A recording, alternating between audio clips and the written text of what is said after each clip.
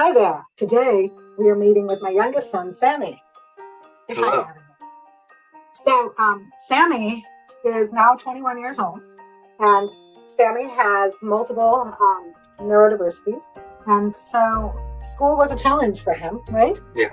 Yeah. So, Sammy has dyslexia, dysgraphia, dyscalculia, auditory processing delay, sensory processing delay, vision processing delay, Berlin syndrome, quite possibly on the autism spectrum, and ADD, which is no longer called ADD, now it's just called ADHD without the hyperactivity. I think that covers all the neurodiversities that Sammy has. So, because my other kids Olivia talked about dyslexia and Jacob talked about dysgraphia, today our plan is to focus on dyscalculia with Sammy. However, if I can get him to talk to me a little bit longer, we might cover a couple more things as well. So, Sammy, when you were in first grade, well, I'm sure you don't remember, but your teacher had some concerns about your learning. And by then I knew what dyslexia looked like and said to test you for dyslexia. It was probably dyslexia. And so they tested you. You were the very last student in the school to be tested that year. In Texas, they do the testing in the spring. And you got tested 2 years earlier than they usually do the testing. So in Texas, usually they do it at the end of third grade. He got tested at the end of first grade because I was a very active parent in the school and because my daughter was already diagnosed with dyslexia. So they were willing to test him 2 years earlier.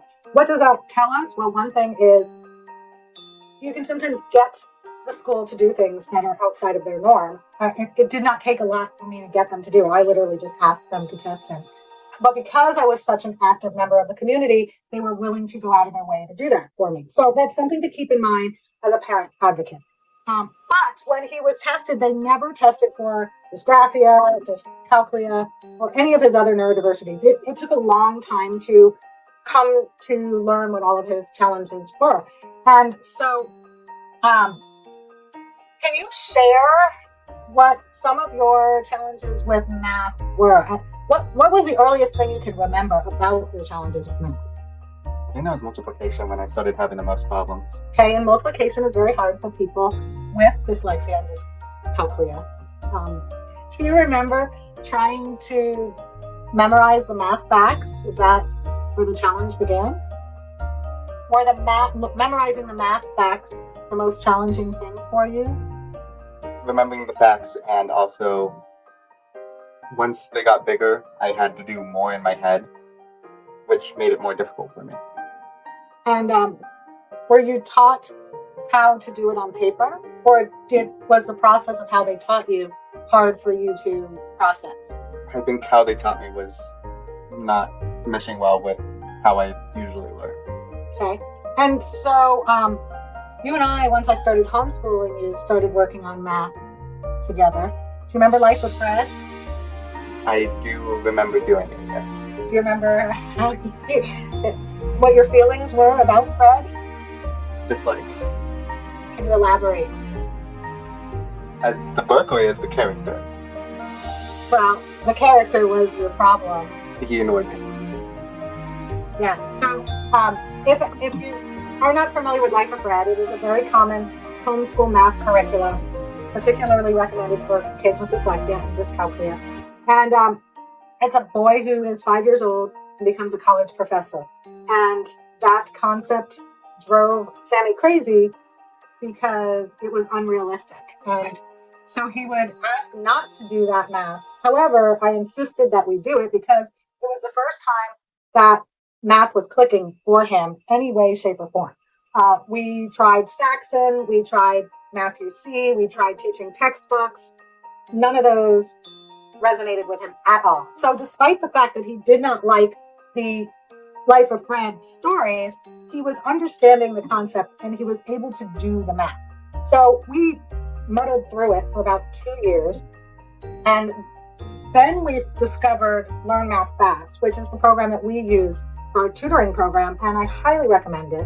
And we'll drop a link in for a discount code. I am an affiliate, and if you do want to purchase it, I'd appreciate if you would use my affiliate link. But Learn Math Fast worked more effectively for Sammy. Can you explain how math makes you feel Uncomfortable. and how so? It stresses me out because I feel like people expect me to do it super fast, and I don't feel like I can live up to their expectations, and they'll be annoyed. So, if people were to tell you that you didn't need to do it super fast, would you still feel that pressure? A little bit, but less. Okay. And what are your feelings about math now as an adult? A little bit of the same thing, just lessened to more extent because I feel like I have more time. Understanding that people will be slightly more forgiving or accepting a lot of the time. Do you use math in your everyday life as an adult? Yes. In what kind of instances? When I'm playing a game or trying to figure out how much stuff I would need for something. How much stuff you will need for something? What kind of stuff and what kind I of mean, something? like, if I need a certain amount of stuff ingredients to bake, or if I need a certain amount of materials to create something, I would use math then. Okay. And what are your feelings about remembering things like numbers? What is your experience with remembering numbers? Difficult. And now that you're an adult, do you think that there's any tricks that you can use that you learned earlier in life that can help you remember numbers? Yes. What kind of tricks have you found to be helpful?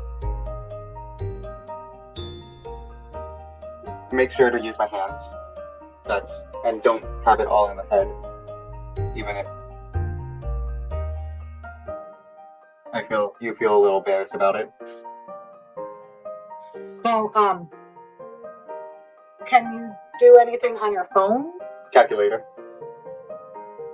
And how about on paper? Do you remember the tools that you learned? Did you learn touch point math? Touch point? Yeah, where you learn the dots. Well, kind of. I feel like we started using those kind of after. I do that in my head too. When I see a number, I usually put a dot next to the number so that I can divide it easily and put it together easier. Do you feel like the difficulties that you have with math make life as an adult more challenging?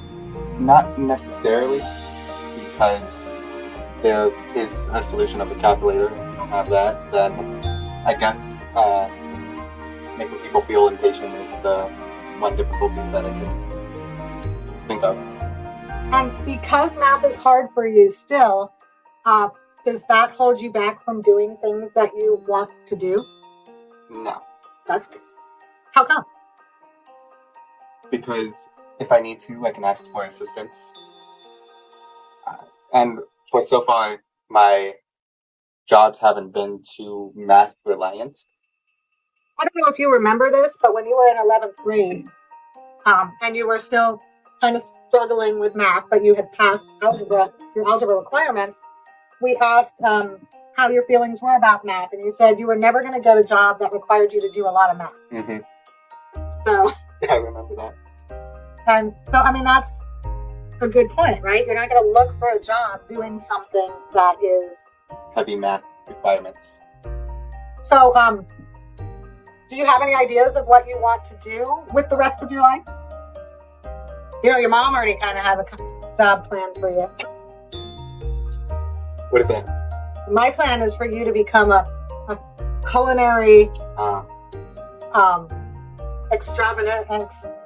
a culinary artist that makes beautiful pieces of artwork out of baked goods.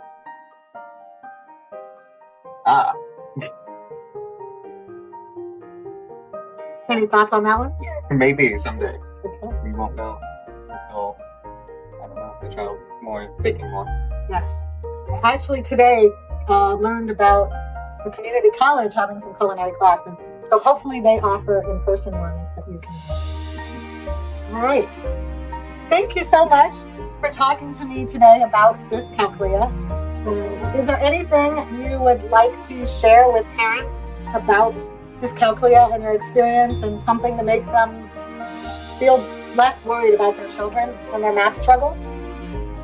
Math isn't everything, there's always calculus. Okay, thank you.